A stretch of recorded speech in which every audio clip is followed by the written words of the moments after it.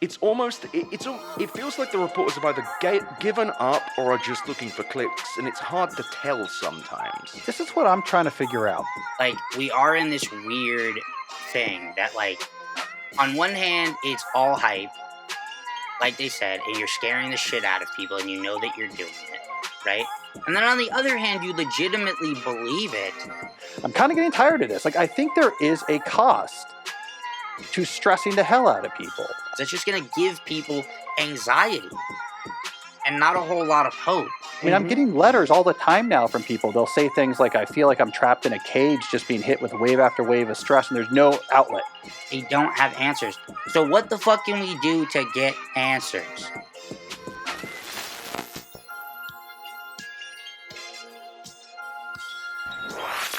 What up, y'all? It's your boy Zane, the Gambit, and welcome back to Zane's Zone Unlimited. Today, I am doing another Gambit Reacts video, reacting to a conversation between Ed Zitron and Cal Newport. Ed Zitron is, I believe, an author and podcaster and well-known tech critic, specifically of the AI revolution and AI boom. And Cal Newport is, I believe, a professor of computer science at Georgetown University. I will fact check that. But basically, they're two very critical figures of the AI revolution and AI boom. Cal Newport kind of fashions himself like a tech realist in this space. He tries to do like reporting and reviews on like bringing down the temperature of a lot of the sensationalism and unnecessary fear mongering, I think, as he sees it, in the AI space, which I think is totally reasonable. And Ed Zitron is probably the single biggest skeptic of the AI revolution.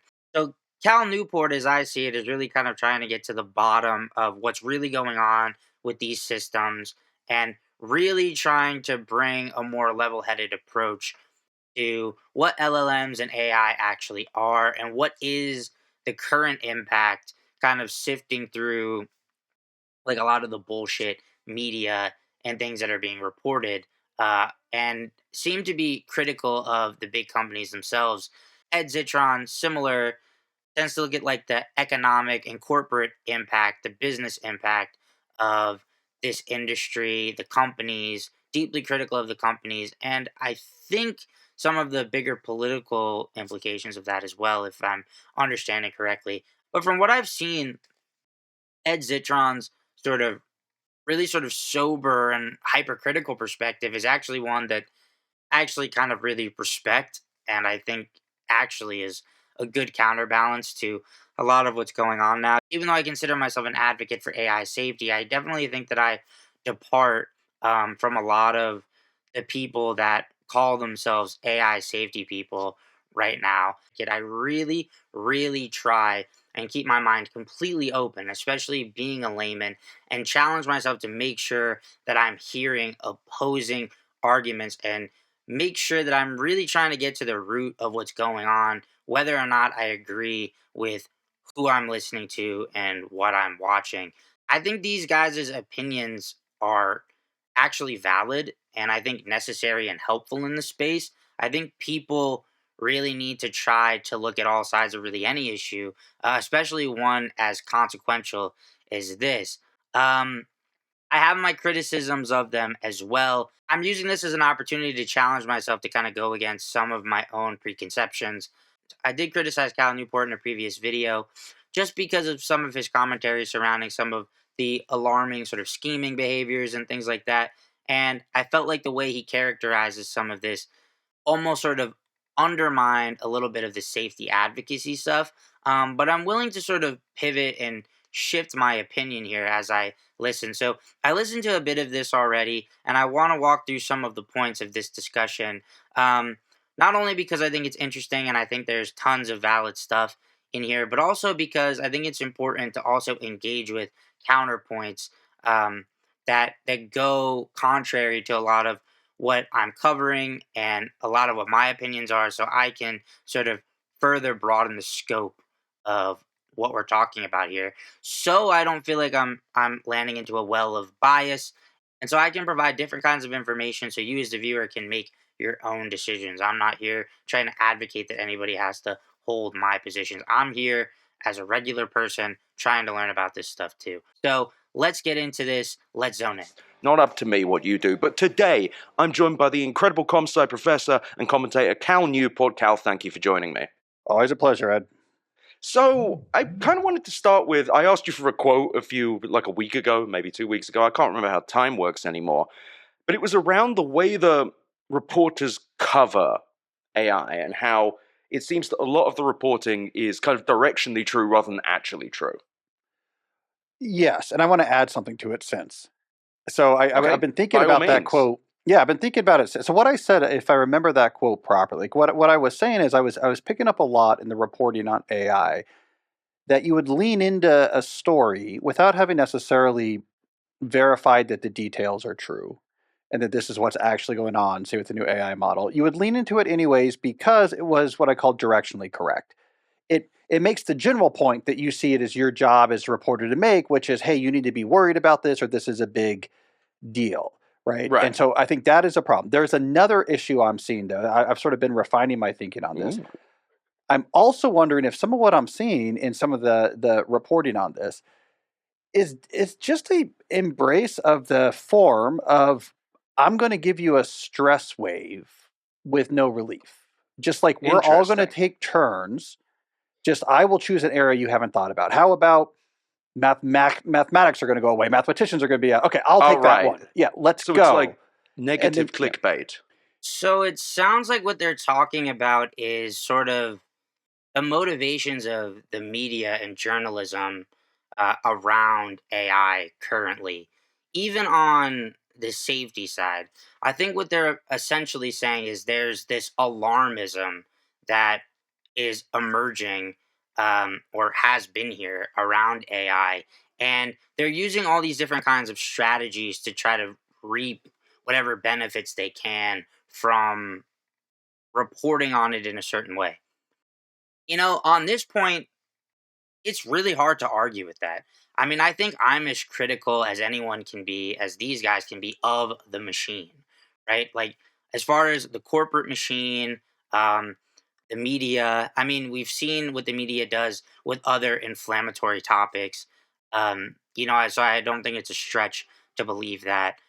And yeah, I mean, I think, especially from the marketing advertising side of AI, like, anything that kind of gets the story out. And I mean, I think that these guys, the CEO's behavior is very confusing. Like they'll just say and do things that seem to run counter to like this sponsorship of their own products, like basically talking about existential risk and all these things. Like I don't see how that really helps you from a marketing perspective, at first glance. So, but I think what they're talking about more specifically is like particular reporting and journalism around this stuff and how they're kind of just using it to like fearmonger and drum up drama and headlines uh, from this kind of reporting. I think but they're saying directionally true, meaning like some of the stuff is like alarming, like is maybe genuinely alarming or concerning. Some of the reporting is going in the general direction, but they're not getting a lot of the underlying facts correct. I think if I'm just I will choose an area you haven't thought about. How about mathematics are going to go away? Mathematicians are going to be okay. I'll All take that right. one. Yeah, let's So it's go. like And then negative yeah, clickbait yeah, almost. and there's Mm. this weird sort of passivity to it where it's like I'm just going to sort of it's I call it like head shaking doomerism. You're just like it's Mm. this field's just going away. What can we Yeah. do? Like this sort of like passive head shaking. It's a very specific style. You don't see a lot of other reporting historically, I think, that takes on this. So I guess what they're saying is that instead of a lot of the reporting really just being like the hype stuff. They're talking about the critical media, but that they're basically just kind of continually using like alarmism to sort of drum up attention without really any sort of resolution. There's this like weird doomerism theme that just everything is going to shit, everything is bad, and just here's another thing on the list that's going out. Like, and he's throwing out like mathematics as like another thing they might use to say, oh, jobs are going away, white collar work is going away, da da da, whatever is going away, mathematics is going away. So that's kind of the thing they're talking about, I think. Resignation of, I'm just gonna make the case that like you're screwed, and Hmm. then kind of give you a shoulder shrug, and then we're gonna drop the mic and walk off. And I'm kind of getting tired of this. Like I think there is a cost to stressing the hell out of people. I mean, I'm Hmm. getting letters all the time now from people. They'll say things like, I feel like I'm trapped in a cage just being hit with wave after wave of stress, and there's no outlet.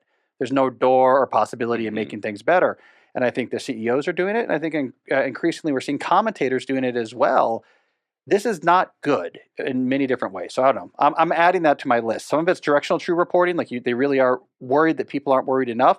And I think it's just sport now. Can you find an area that come in and just write a head shaking article that's only trying to undermine the existence of this like important human activity or this job or our lives or whatever? It's a very unusual style that quickly became a standard.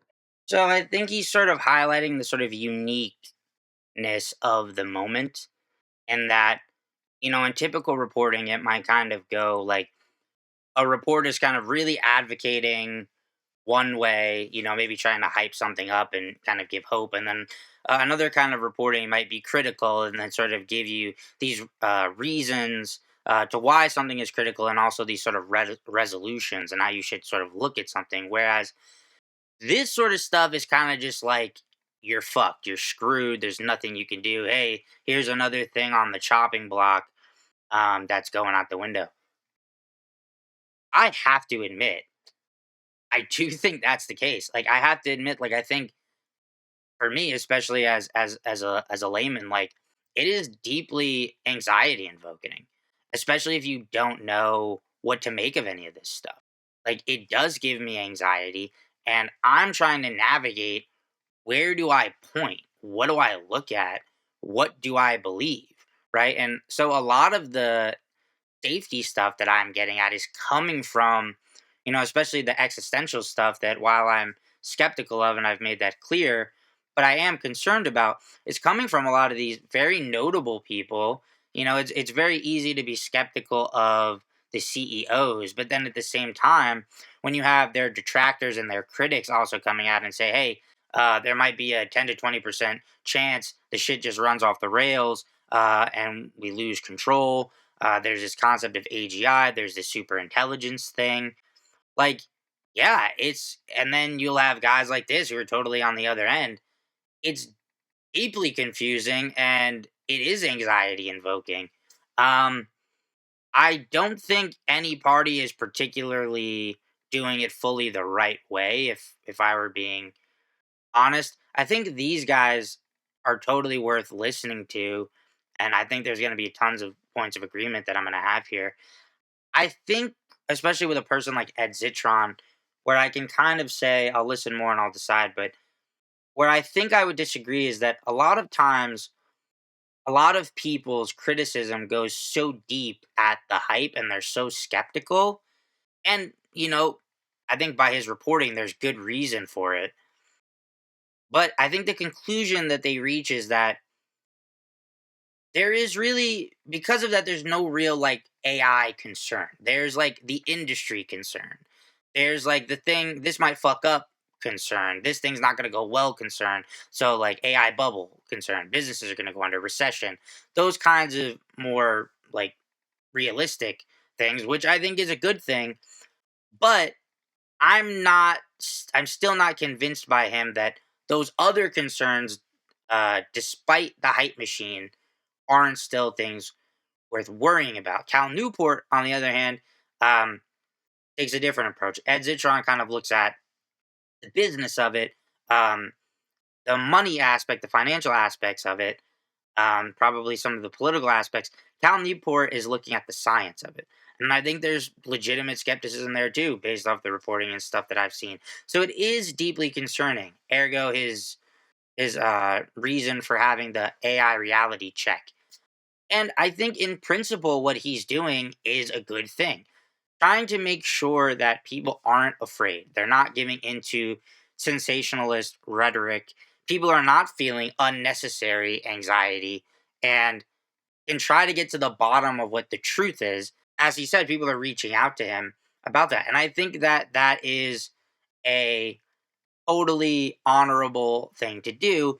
And to be fair and critical of um, the Doomer community and a lot of the Silicon Valley types, as I have been in the past, a lot of these guys have no plan. They have no answers. They're like emotionless when they talk, and they have no solutions. They have no real tangible solutions. It's like global treaty or bust.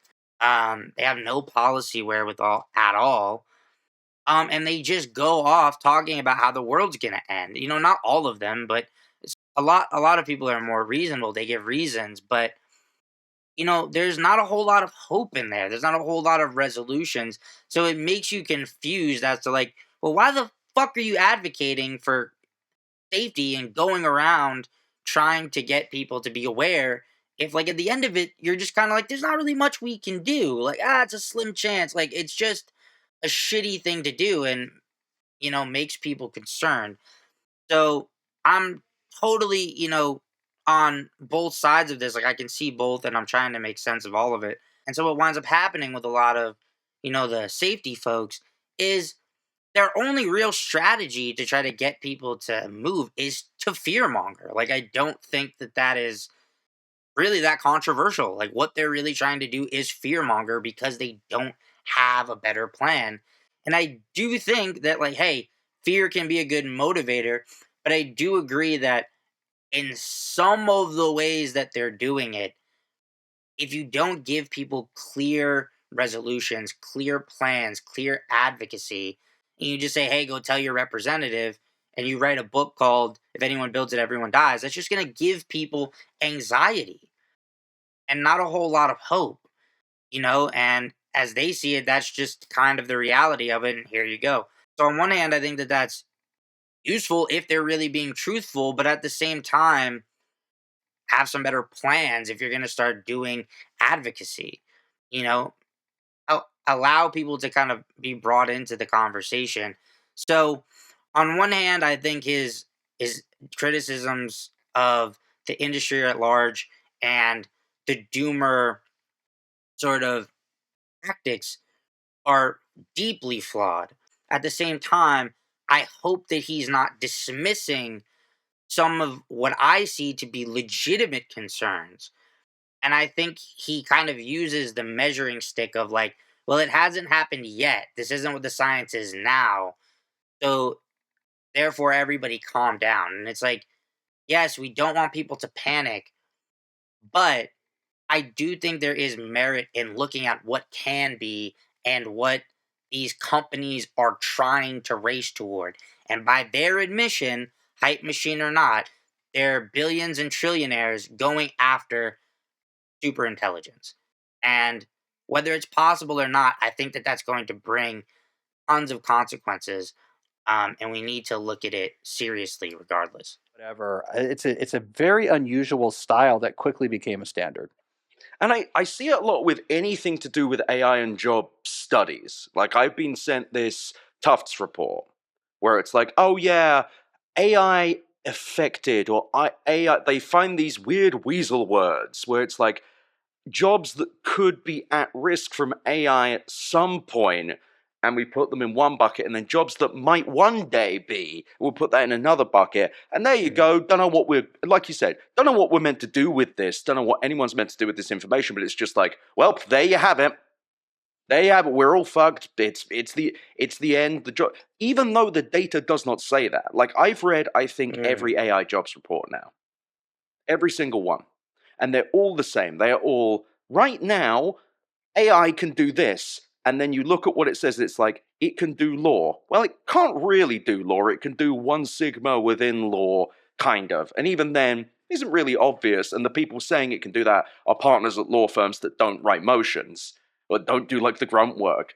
So it's almost, it feels like the reporters have either given up or are just looking for clicks, and it's hard to tell sometimes. I agree. This whole issue is deeply, deeply confusing. It's a very weird, weird moment for a variety of reasons.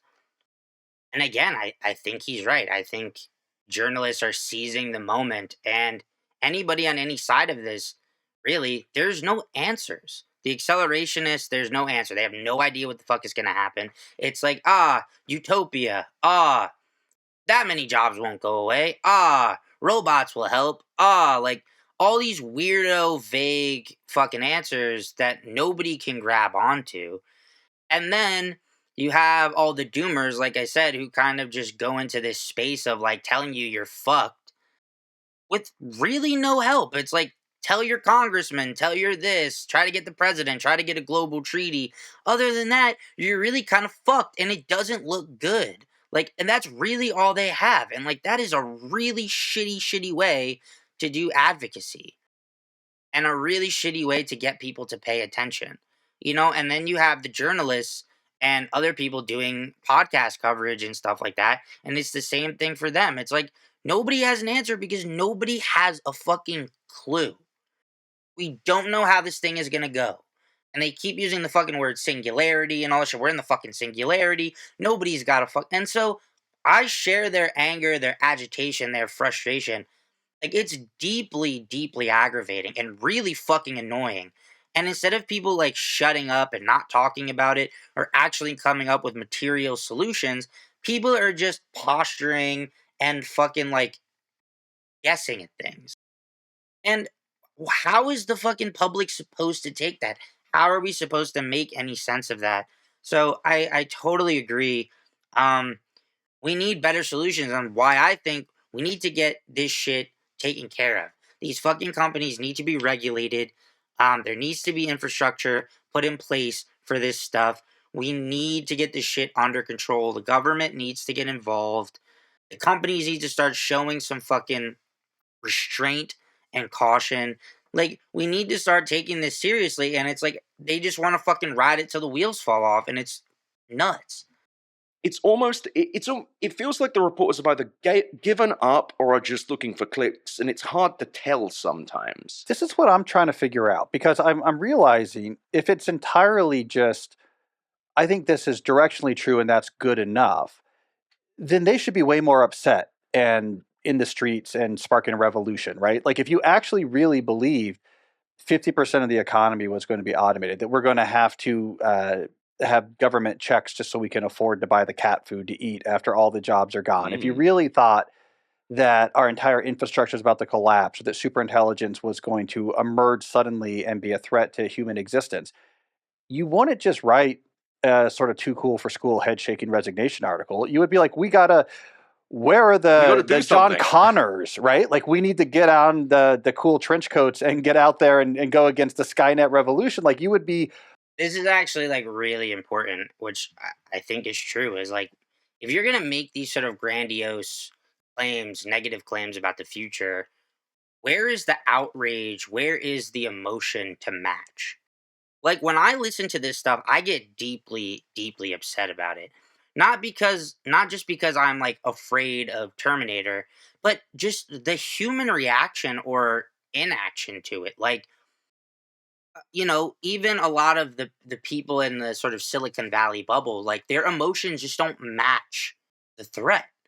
Like, they're still going around happy go lucky as if everything is fine. And I don't want people to be shaking in their boots every day, but it doesn't match. The reporting doesn't match. And so I don't know what that is. So I think they're implying it's just like they don't actually believe this stuff. I think for a lot of it, it's true.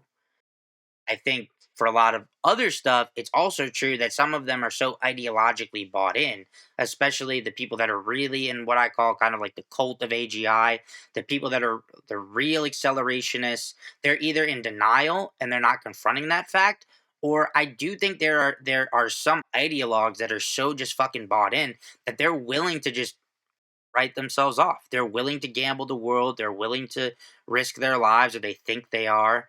I think there's a certain like cult like element. I think some of the billionaires are like that. I think on top of that, there's probably some people that have some like weird egomaniacal intuition that they're gonna like be a part of it. I think Elon is one of those people. just thinks like he's gonna be fine. He's the one building it. He's gonna be da da da da. He's gonna be able to Neuralink or abscond to Mars or whatever, and like he's not gonna get touched. Like I think there's some of that. Um, I think there's a lot of people that, let's say, have some challenges with emotional response, and so they don't show a lot of the concern. And then I think on top of that, maybe for the majority of people, I think for myself included, a lot of it, not all of it, but a lot of it, it's hard to feel a visceral reaction to it. It's hard to, like, you can acknowledge it logically in your brain, but it's hard to feel a visceral fear response. It's hard to feel that, that like, this is making me nervous. This is making me afraid. I need to get up now and do. It's weird because it's like this theoretical thing. It operates in this weird space that it's hard to feel that fear really real. Um, it's hard to feel that strongly, in my opinion. So Where are We gotta the do John something. Connors, right? Like we need to get on the cool trench coats and get out there and go against the Skynet revolution. Like you would be on your feet, you'd be, nothing would be more important to you. So this is my case about the tech CEOs. I think there's a moral hazard that I don't think that we're putting our finger on properly here, right? So you have the tech CEOs in the AI space that they'll just come out and just drop these bombs. Like Yeah. white collar blood. He never actually said that. That's Axios putting words in Oh, people's that mouths. was But what, that was actually. I thought that was a. He definitely Dario Amadei, Wario. He did say 50%, but he said 50%, but not I thought he bloodbath. said the bloodbath. That's my bad. Well, I trust. I I do agree. I think Dario is a good example of a hype machine, but I'm not like I'm like it's weird. I'm totally there with them. Like I think again, I can't get to the point where they're like there's no there, which I think is some of like where they're going to is just like my hype is the hype is so this and I'm so skeptical that because of that they're just kind of like there's nothing to see there, right? It's all hype machine. Just based off what I've seen, I hope I'm wrong. Like I totally hope these guys are right, but like I just am not entirely convinced that that's completely the case. I hope that's the case.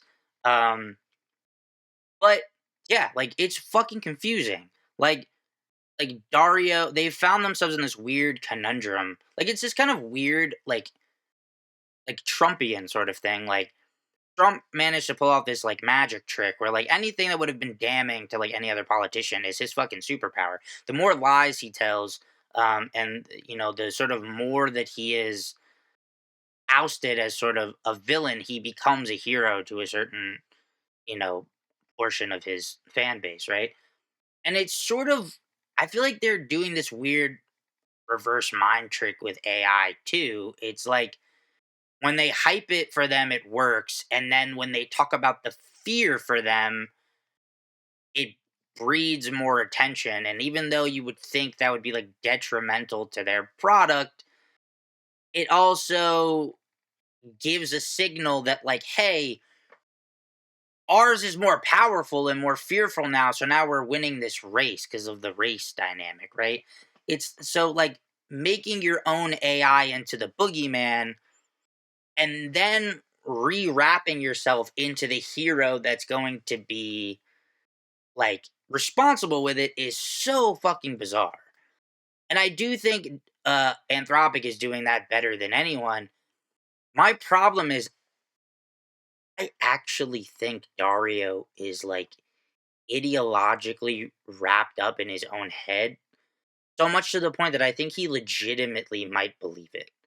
Like I don't know that he's actually fully sitting there like this is all hype. I think he has it in his head that like yes, this works as marketing, but also I think I'm being the good guy because I need to win.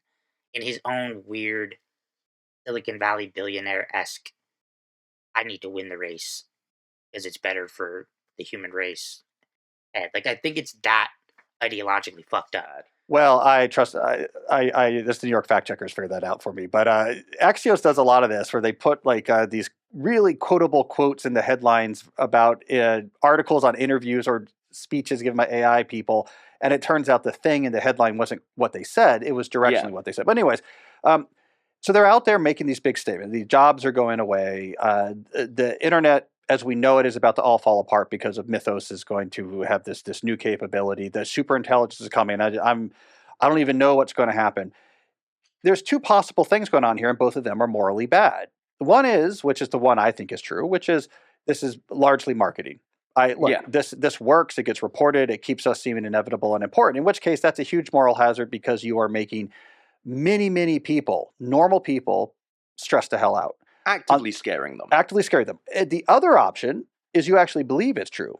Well, this is an even larger moral trap that you've just fallen into because you are now perpetuating something that's going to cause exponentially more harm. You should be the very first person shutting down your company and trying to get the other ones to do it as well. So it's this weird moral trap they've set up where whatever is actually going on here, if they're coming out here saying these things, it is bad. So now this I agree with unequivocally. Like, we are in this weird thing that, like, on one hand, it's all hype, like they said, and you're scaring the shit out of people and you know that you're doing it, right? And then on the other hand, you legitimately believe it, and you're scaring the shit out of people, and you're going ahead anyway. What the fuck? Like, that doesn't make any sense, right? If you're really going to be. And so that's where I think this ideological problem exists. I think it's a weird mix of both. I think Dario is a perfect example of both. I think Sam Altman, he may be a both too, but I think he is a little more business minded and kind of knows what he's doing with the hype stuff.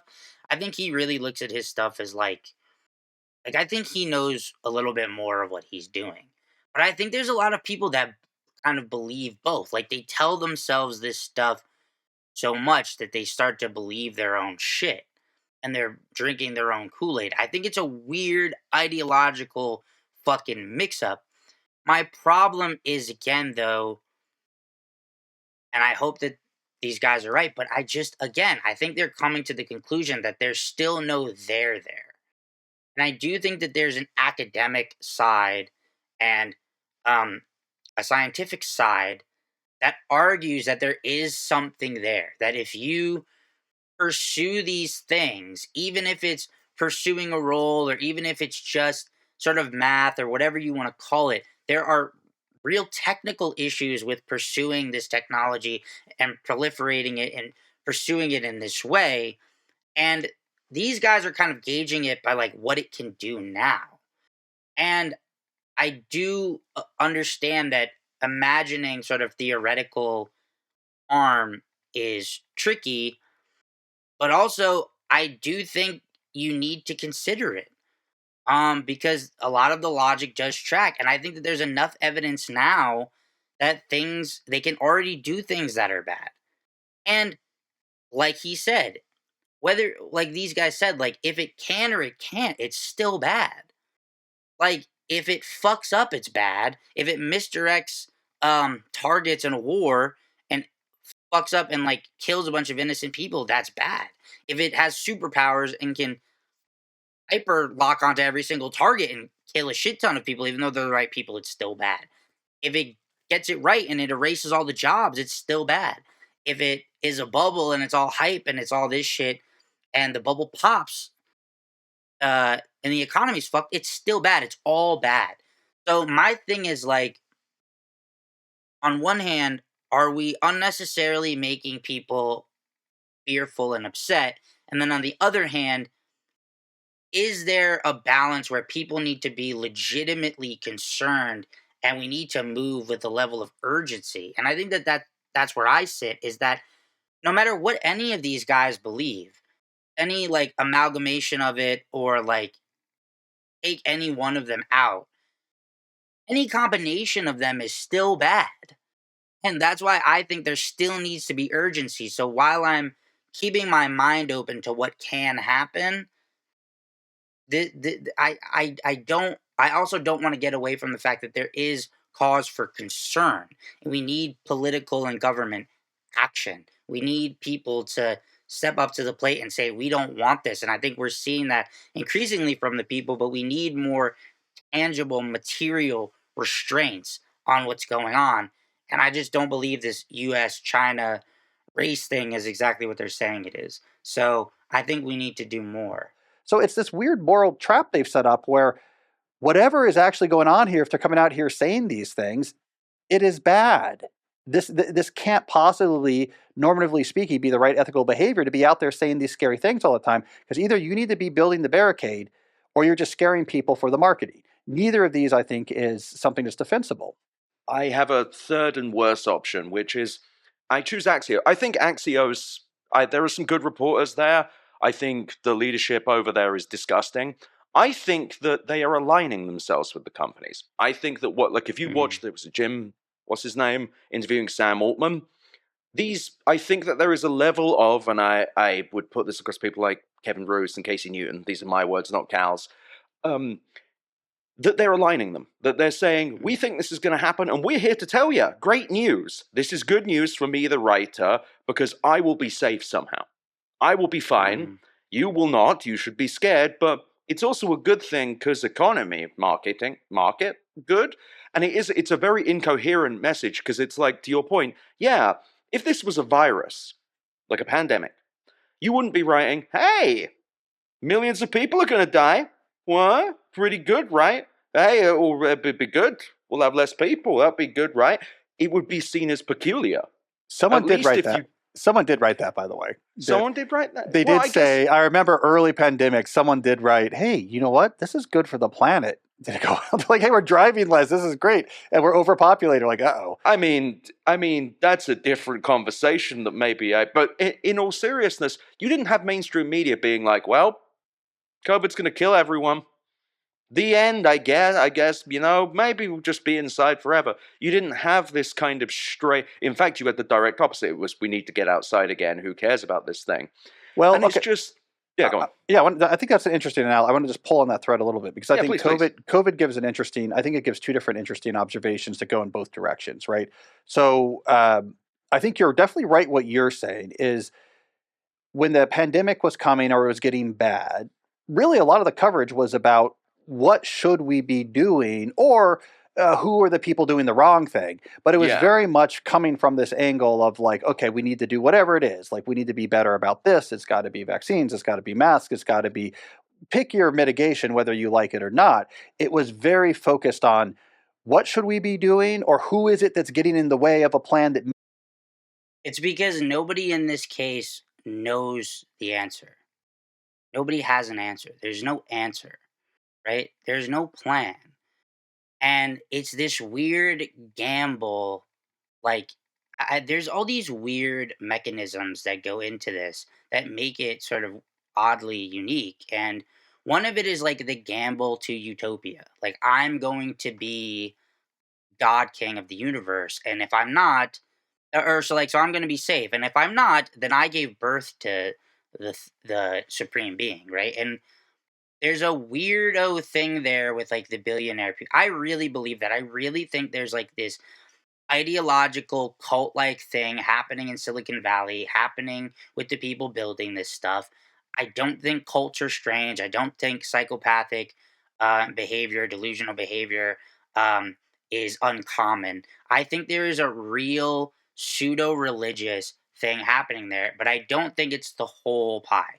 I do think also what they're saying is a lot of the hype, a lot of the marketing. Some of us just want to be hyper mega wealthy. I just did, a thing with Bernie Sanders talking about that, like massive profits, right? They think they're going to have some sort of techno feudal thing. Then I think it's what a lot of the AI safety advocates talk about. I think Tristan Harris talks about this, is that there's this sort of duty they think that they have because they believe it's inevitable. And that is, they've bought into the race dynamic that they've created, right? And so there's this race, so they're stuck. So they can justify anything. So I actually think it's a combination of all. I do think there are journalists aligning themselves with these companies, thinking that they're going to have some kind of safe seat and they're going to be taken care of financially. whatever the case, they're just eating up whatever the fuck the CEOs like Altman and all these people are feeding them. I think it's this weird combination of all these things depending on who you're talking to. Um, and so, do I think a lot of them are just bald faced lying? Absolutely. And do I think a lot of them are also just going after profit? Yeah. Do I think a lot of them actually ideologically believe the fucking nonsense that they've been teaching themselves in Silicon Valley for 20 years or whatever? I think it's that. And then I think it's a combination of all of the things that they're talking about. It's profit motive, it's the gamble, it's the inevitability question, it's the credit thing, it's the it's all it's the I'm feeling trapped thing, like it's the race thing, like it's all these different things I think that are like giving to this psychotic, insane, situational like race to the bottom. It is so weird.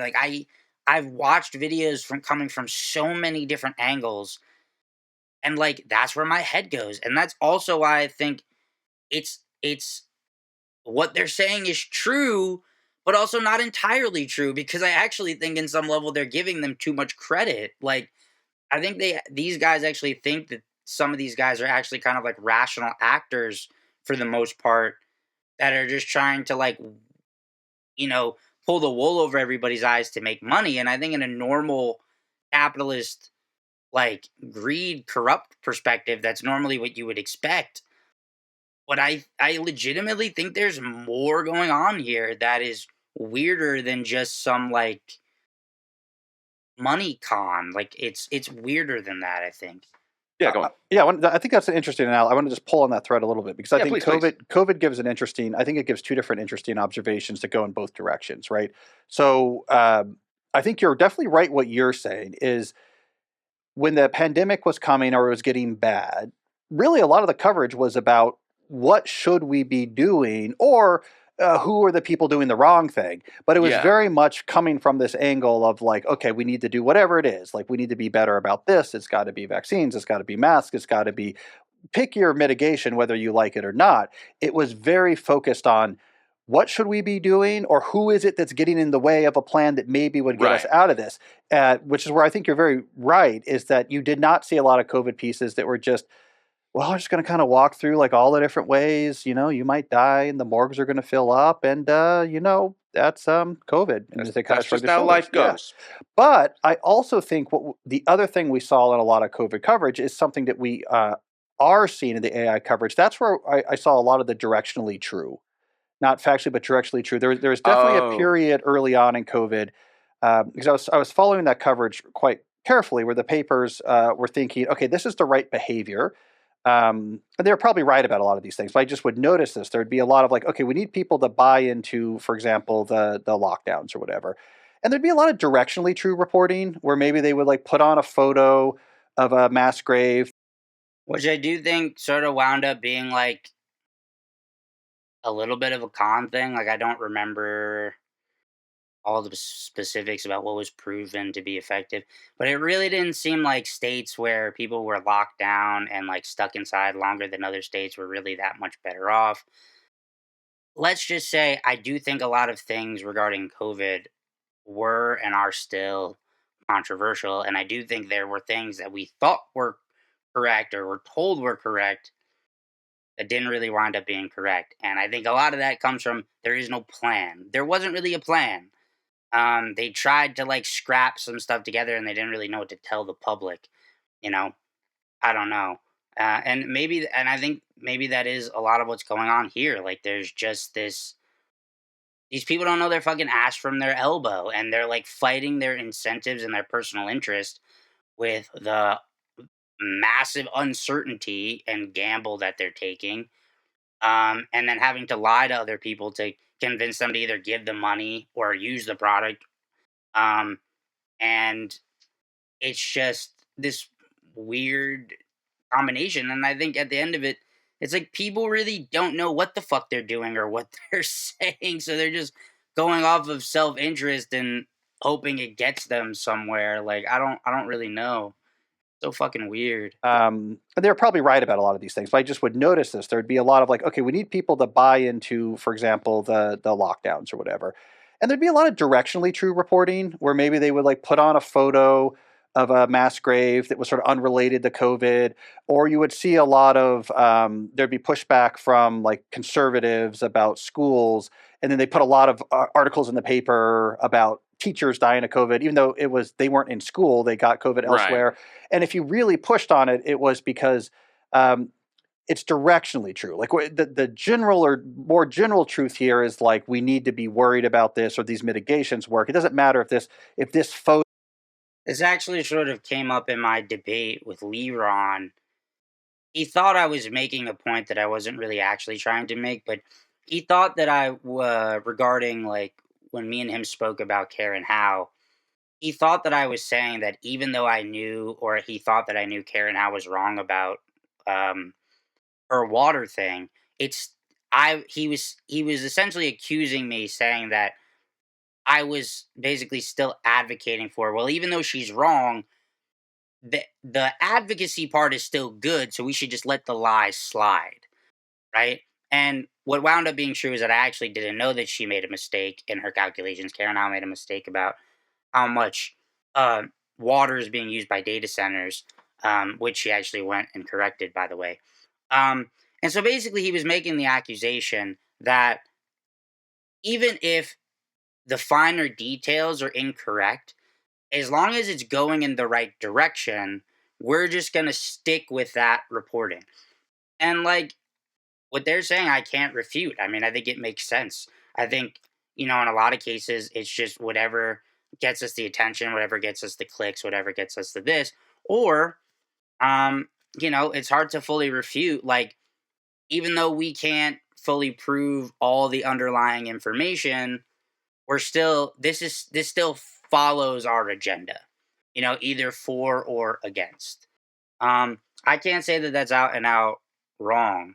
So there certainly could be, or probably is, legitimacy to these points. It makes sense. It certainly sounds like something media outlets would do for self interest, and I think they're making a good point. I mean, I think really reporting on anything, journalistic integrity, actually reporting the facts is becoming a vanishingly, sort of rare thing in the media landscape today. Pushed on it, it was because um, it's directionally true. Like the general or more general truth here is like we need to be worried about this or these mitigations work. It doesn't matter if this photo is actually right or if this Yeah. teacher who died in That's Orlando, crazy. the fact that they hadn't yet been back in a school building yet, it's serving the directional truth. So it's like it Yeah. highlights something. COVID highlights something we're seeing now that the reporters that are doing directional reporting, like we should be scared about it. I dare you not to be scared now. I dare you not to be scared now. Just trying to ratchet it up. Yeah. But then you also get the contrast, which is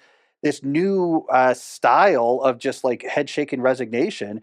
And actually, I don't think the reporters think they're going to be safe. They're also like writing's going to go away, the media is going to go away. So it's an almost like a nihilistic type of approach to this. Like, yeah, I'm screwed. We're all screwed. What are we going to do? And that is definitely different than we saw during that last crisis. That's an important distinction, and I think he's right.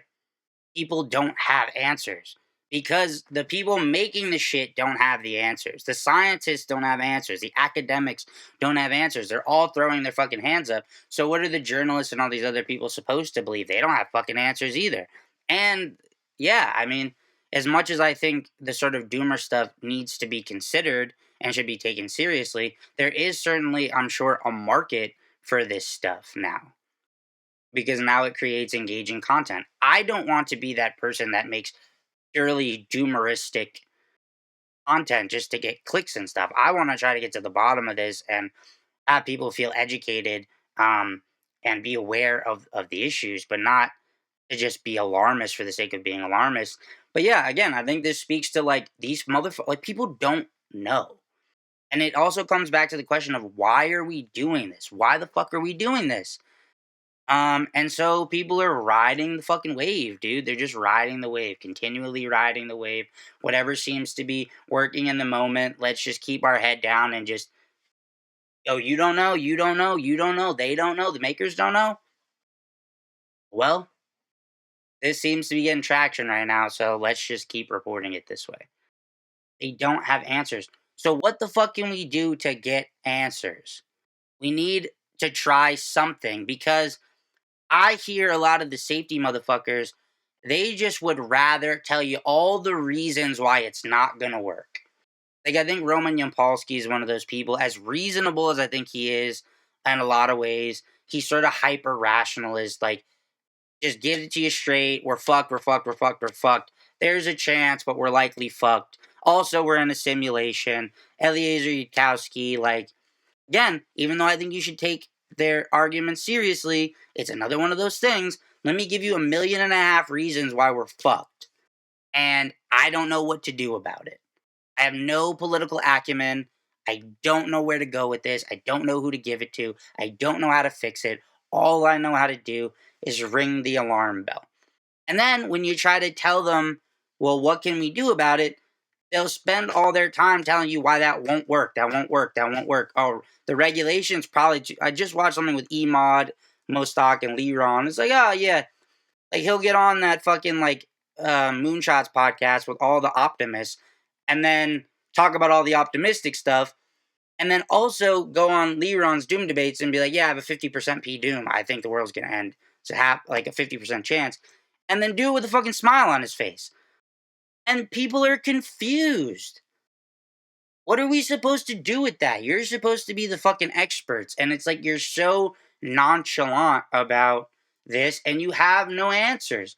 And like the answer is, well, I'm going to create my own AI business startup thing and tell you why this maybe could save the world and lower your P Doom by a few percent. And it's like, that's so dumb. And they'll spend more energy telling you why all your proposed solutions aren't going to work. Oh, constraining data centers, that's not going to work anymore. Oh, we're past the point of no return. Oh, AGI is here in 2 years. Oh, it's like, I take Tristan Harris's point. Why don't we fucking try?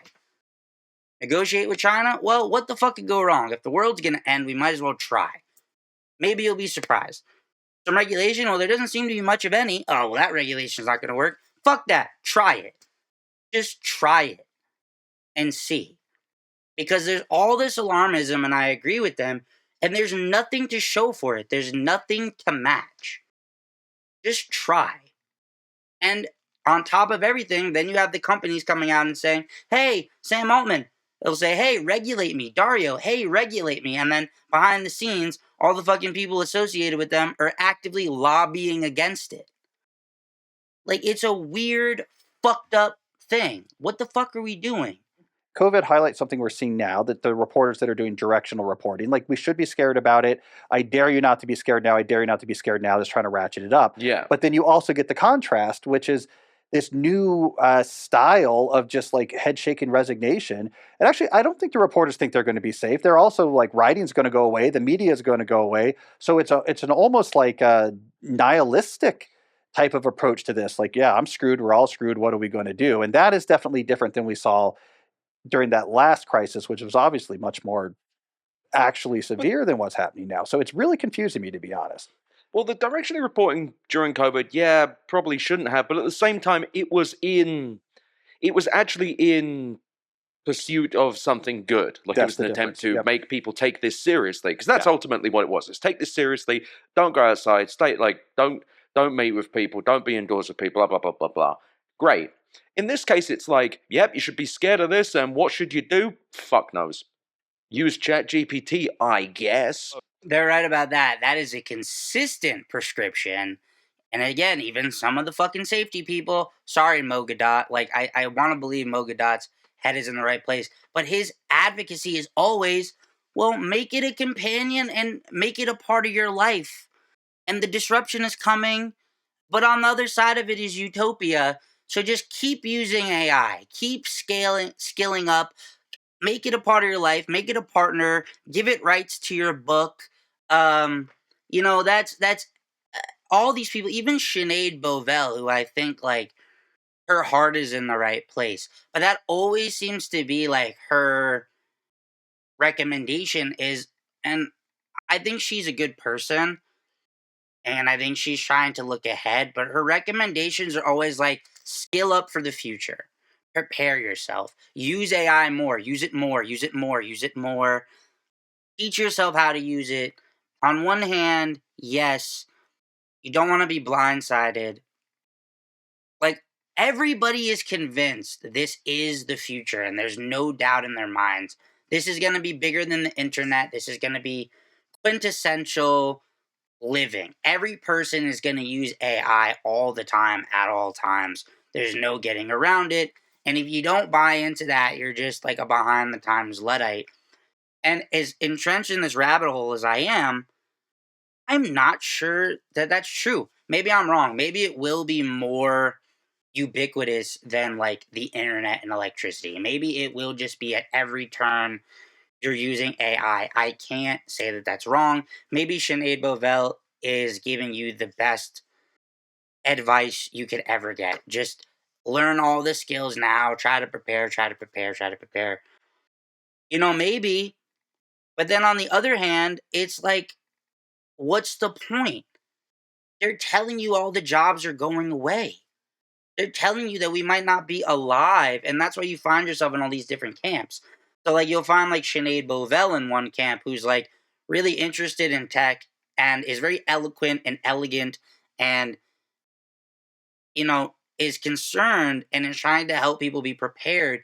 But she's also, obviously very passionate about the industry and about the tech, and it's just like, embrace it now because this is the future, and I'm going to help you try to prepare. And I respect her for that. I'm just not sure that her prescription is correct. I'm not entirely sure.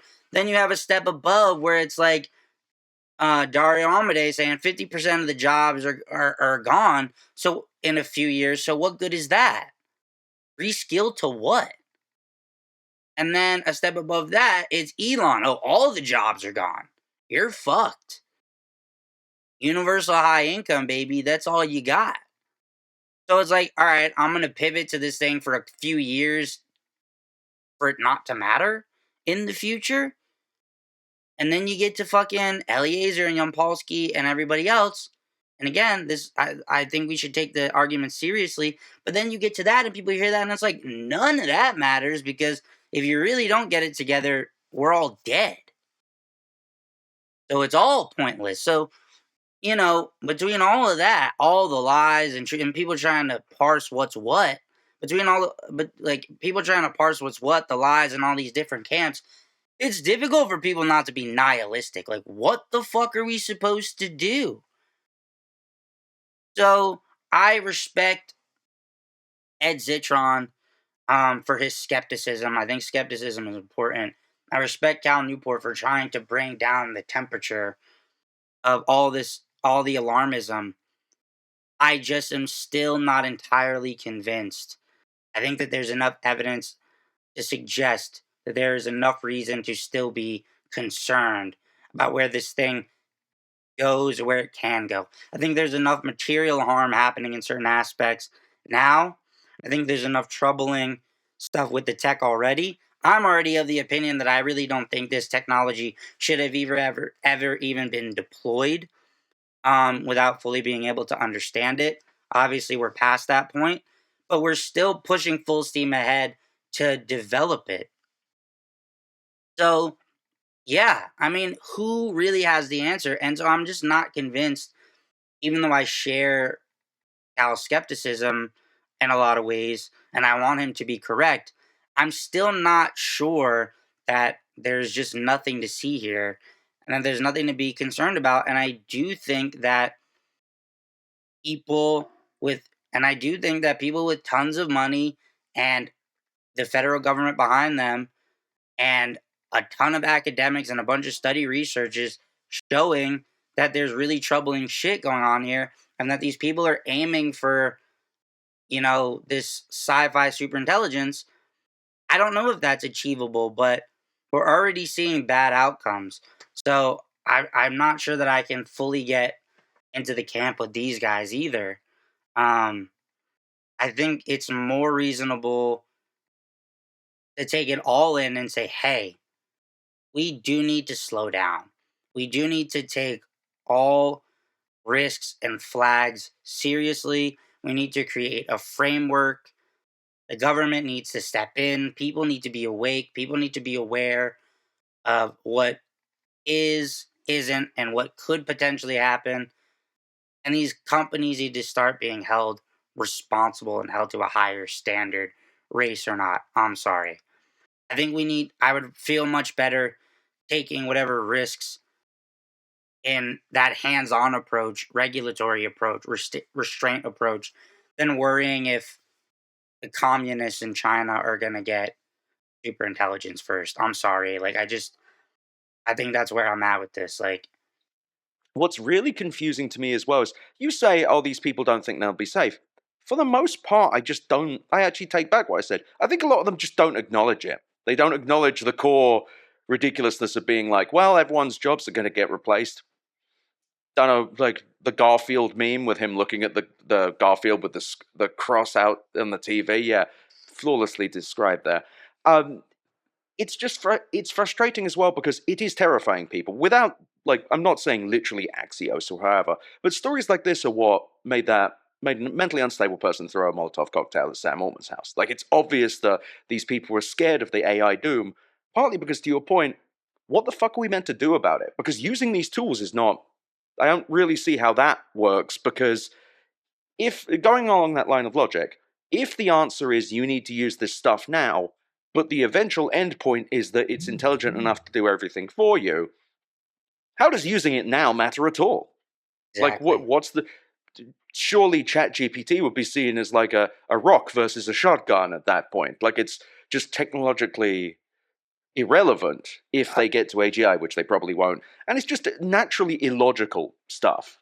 Yeah, I'm with you. I have been making that same argument. This idea that you need to learn how to prompt some generation of a chatbot that exists right now is going to be the key to your long. They may actually simultaneously be believing in the doom aspect and marketing it still for acceleration at the same time. That is the weirdo fucking world that we're in. Might still kill us all, but still we're gonna barrel ahead. So still, let me sell you this thing. It's like, what the fuck, dude? That's nutso. I still kind of think these guys are actually giving them more rational credit in a weird way. Um, I really think they're drinking their own Kool-Aid, dude. In some aspect, like, I don't think a lot of them are thinking even as rationally as they're claiming. I don't. I'm starting to believe less that there's some like grand plan, really. At least with a lot of them, and that these people actually just weirdly believe all this stuff. And yeah, even the CEOs, they don't know what to do. I don't have an answer for you. They really don't have an answer. They're bought in, and this is where we're going. So fuck it. Elon spent all those years telling people that this is a terrible idea. And then he just decided, he says it in an interview with Peter Diamandis. He says, well, I just decided to look on the bright side because they put me in a position where I had to compete. And I want to be in the competition instead of outside it. I'm not going to take my massive wealth to try to stop this thing. I'm just going to participate because it can't be stopped. They're buying into their own inevitability bullshit. And it's psychotic. If they all just stop now, it stops. And then we all just sort of accept, even though there's no precedent for it at all, that AGI is going to be real. AGI is like, as if AGI is some scientifically, like, as if AGI is some like scientifically like agreed upon concept. Nobody can even agree on what the fuck it is. But everybody just accepts that this is the golden goose. This is the prize. This is possible. And look, maybe it is possible, but people are pursuing it as if they know it's real and that they're going to get there. Same thing with superintelligence. You ask the doomers and the accelerationists alike. It's basically inevitable. It's just a matter of time. There's no way anything could go wrong, really. I can't tell you how many years, but we're going to get there. And then it's like, okay, either my team says flagged doom or flagged utopia. It's the stupidest shit ever. And then you look at the population, people don't want this, as Ed points out. This is overlapping very strongly with the resentment of billionaires, corrupt institutions, and corrupt politicians and administrations. People can't afford anything. They're losing their jobs.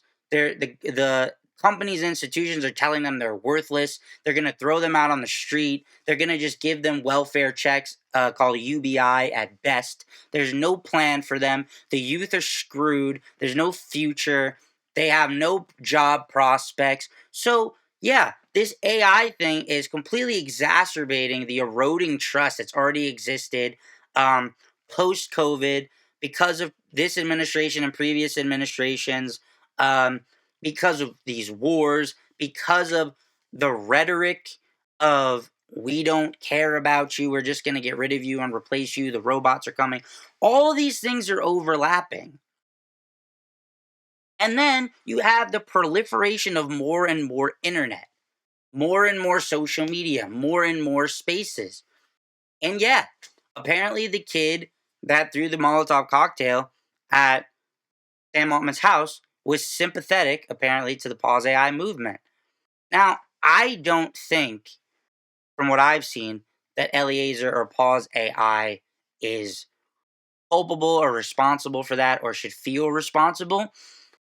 Perhaps they could do more to be crystal clear that this is not what we're about. I have seen them take steps to do so, and I respect that. I still have never felt like Eliezer and Nate's book ever made, like, I never thought violence. That's never where I went. But I do think things like that, especially with the way that Eliezer and Nate Soares tend to communicate, the analogies they use, the type of language they use, while I don't think that they're culpable, I do think it becomes a magnet for a certain type of sort of conspiracy theorist and unstable person to latch onto. Um, it certainly sits in that wheelhouse. Um, and yeah, if you combine that with rhetoric coming from the CEOs and the terrible situation that the country has put the people in, that creates this uh, like perfect storm, and people are gonna act out. Somebody just set a fucking warehouse on fire, like all these different things. Social unrest is happening now. But these motherfuckers are building bunkers for what reason? Either super intelligence is coming, or the people are coming, or both. They know what they're doing. They know. Elon Musk literally said it. He literally said in this interview with Peter Diamandis that it's going to be social unrest and then like UHI and then utopia. But they know this is coming. They know what they're doing. And even if the jobs can't fully be replaced, these companies are going to try, and it's still going to have terrible consequences if it fails or if it succeeds. None of it is good. It's a recipe for disaster. Term. I mean, even if, as you say, AI ends up playing a major sustained role in the economy, it's not going to be everyone typing on a web interface to a chat bot that's sycophantic Yeah. and has a personality. Like I think I've heard you say this recently, and I agree with it as well. Like I don't think we should be chatting with technology. We should No. not be chatting in a sort of anthropomorphized, humanized way. Doesn't mean you can't do natural language processing. I mean, Google is natural language processing. You're writing your Google searches in natural language, Yeah. but no one's having a conversation with Google. It's you list the keywords as quickly as possible, and Google's pretty good at figuring out, I totally agree with this. I totally agree. And I think this point is probably the last point we're going to touch on in this video. And I will link the full video. I still have to finish the whole discussion. But I'll probably end it on this anthropomorphism point that we'll finish off. I'm totally against it, 1,000,000%, full stop. I don't care if you're Mogadot. I don't care if you're Ray Kurzweil. I don't care if you're P.H. Diamandis. I don't care if you're Lee Ron Shapira. I don't care if you're Eliezer, Nate Soares. I don't care who you are. I think anthropomorphization of this technology is bad. Full stop. I think we don't understand it well enough. I think in some sort of far future utopian reality where we knew this stuff was safe and we really had an inkling that it was somehow conscious, if we lived in a Futurama style future, maybe then I could concede, this thing seems lifelike enough that perhaps we could create an actual coexistence. And but to me, that is still fantasy. That is still, I don't think there's any evidence that LLMs are conscious and need to be treated as peers or have moral personhood or any of these things. I think if evidence is suggested, supported, and reviewed, and we live in a different world where I'm wrong about that, I'm willing to reconsider. But until then, I think we already have enough proof that the internet, smartphones, and social media fuck with people's brains. They do things that negatively impact people's psyche, game their attention, game their attachment. We've already seen the terrible, terrible consequences of delusion, psychosis, and even suicide coming from people creating these things as companions. The social implications of that, I think it's absolutely uh, terrible. And I think that even talking to it in the native tongue, you can't help but anthropomorphize it a bit. Those lines are already blurry, and then the people like this girl that does the Silicon Valley girl, like she's one of a million people that just gives it to her kids. She's like, I'm preparing them for the future. Like people are so convinced that they're just preparing their kids for the future. This is all good. This is how you get ahead of the curve. The people that are going to use AI are going to be way better off than the people that don't. Was that true of social media? I don't think it was. I don't think that being ahead in social media necessarily made you better or smarter or whatever. I think in a lot of cases it makes people more stupid, and it makes it harder for people to pay attention, and they don't know how to focus on their priorities. It's not a clean slate. Like everybody that uses social media knows how to market and promotes their business. Like that does happen, and there is good, but it's not all good. And I think it's going to be the same thing with this. There are ways to use this stuff that are good, but we don't have enough education. There's no precedent for it. We don't have enough of an understanding. And people want to just dive right in. This is going to have negative consequences. What happens when your child treats this thing like a person and treats this thing like a friend and you give it a complex? People are already there. You already saw people were attached to 4.0, ChatGPT 4.0, and they lost their minds taking that thing away, and they're marrying it and all this. Like, dude, the implications of that are so dangerous. I'm with them full stop on this. That shit is totally a mistake. Yeah. But no one's having a conversation with Google. It's you list the keywords as quickly as possible, and Google's pretty good at figuring out, population, Spain, 1982. And you press enter and you get that information. You're not like, hey, so I'm wondering what the population is of Spain in 1982. Can you help me find that? Question mark. There's something odd about that anthropomorphized conversational interface.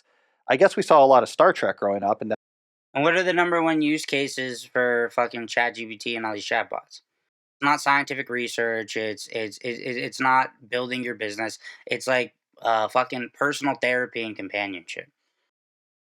Those are like the what most people are like using these things for. Like, let's be realistic about what this is doing. Like, come on, that's what we think the future is supposed to be like. But it But the has thing all sorts of is, problems. tons of problems. remembering Star Trek, when he would go, computer, do this, the computer didn't go, that's a great idea, Jean-Luc. What a great idea. Thank you for the computer just did the thing. That's like, I don't have any trouble with natural language queries because I think the whole reason that, say, ChatGPT has grown comes from search. I think it is the core of it because ChatGPT and Claude and all them are better at understanding what you asked for. Not saying the data output is necessarily great, but just they understand the inference they make from what you say is better than Google, or at least better than Google has been. I feel like it was better before. And I think that had Google not kind of boofed it on this one, we wouldn't be in this spot. But even then, using Google now, it forces you. It forces the AI summaries, and you could do minus AI and all that, but sometimes I don't remember to. And it's just turned search into this nightmare. But nevertheless, back to what you were saying, I agree. I think the anthropomorphization needs to go. I think that these things need to respond like terminal windows or what have you. They need to respond like computers agree. and go, okay, here you go. Just I agree. don't need all that kludge. I don't need to be told, oh, what a great idea. I know, I had it. Or indeed, if I'm being told that, I need to be told if it's a bad idea. But I don't even necessarily need an answer. I just need. That's one of the huge risks with this technology is any technology really, but especially this is like that this is somehow a good substitute for human relations, and it's not. You're not dealing in reality. You're basically actively telling people to be delusional, right? I can Guys can make themselves sex robots and make a partner whatever however they want. Women in China can create AI avatar boyfriends and whatever and make them as obedient as they want, and they can change them to be. It's not realistic. You're totally living outside. You're telling people to invest in fantasy so you can make a buck. Character AI, yeah, I'm looking at you, motherfuckers. Kids committing suicide, making Game of Thrones characters and all these you're a piece of shit for that. You're pieces of shit. You know what you're doing, and you're fucking using and manipulating people and their attachment and stealing their data to build your fucking shit bigger and better, and you're getting them attached and addicted to your bullshit. It is so dangerous, and it's new. So we have no fucking long-term data on this stuff. There's already stuff from MIT talking about cognitive offloading and all this shit. This is the same thing that happened with social media, and why I'm so that's like my through line to this is fucking social media, because we saw what the fuck happened and we slept walk right through it. We still have barely done anything about that. And we're gonna let this shit happen again so people can have productivity gains and yada yada, all this bullshit. It's like Tristan Harris says, you're gonna get the good things. It's not that it's not good, it's that you're gonna do all these other things that undermine the good stuff. You're gonna undercut the true value because you're not building it safely. You don't understand it. There's no regulation, there's no restraints, there's no proper education. You literally can't just take out and put in what you want. It's so dangerous, and fucking things like food and medicine and all these other and public services, all these other things have regulation, education, strict rules. This has nothing. And somehow AI gets this weirdo fucking pass. No. I bet you people would feel a lot better about using it if we had a structure. Like, it's just absolutely unacceptable to me. Stuff to look at so that I can come to my own conclusions. I think it's hard, actually. I think it's actually hard to get a language model to do that, right? Because if you think about And it shouldn't be when you available. go back to the base layer of what's happening in the pre-training, is that you're building a language model that's trying to win at the token guessing game. So it's I'm trying to guess what word or part of word actually comes next to what I assume to be a real piece of text. And then if you do that auto-regressively, so you call it again and again and again, adding the answer to the input so it grows out an answer, what you're going to get is text expansion. You've given me a text that I'm trying to expand as if there is a real text that exists and I'm trying to match it. You get that like kind of indirectly. So really its idiom is the type of text it's trained on, which for the most part is more sort of prose style text. So you can tune it away from it. Like you can tune its mood, you can tune its sycophancy, but it might be hard. I really just don't think products like that should exist on the market. I think they should, or at least we should stop now and put all this energy and money and all that stuff into figuring out how these things actually work and making them safer, instead of trying to just full steam ahead it. Like, it's nuts, dude. It's fucking nuts. I think it's totally wild. With that said, it's a very intriguing conversations. These are two figures I do think you should listen to. I think they run counter to a lot of the people in the AI safety community, but I think that's exactly why they're valuable. I don't. My advocacy would be, do not listen to any one person or one group or one side. Expand your knowledge. Be inquisitive, curious, and critical. Make up your own mind. Don't take anything at face value. Question everything. Look for evidence, and put everybody under scrutiny. This is a wildly confusing time, in my opinion, and I'm not sure myself. I'm doing this to try to also figure it out. So, with that said, stay safe. Thank you so much for joining me on this journey. I will link the description to the full video if you want to further see more of this conversation and where it goes between Cal Newport and Ed Zitron. Thank you so much again for joining me on Zane Zone Unlimited. That was me zoning in, and now I'm zoning out. Peace out.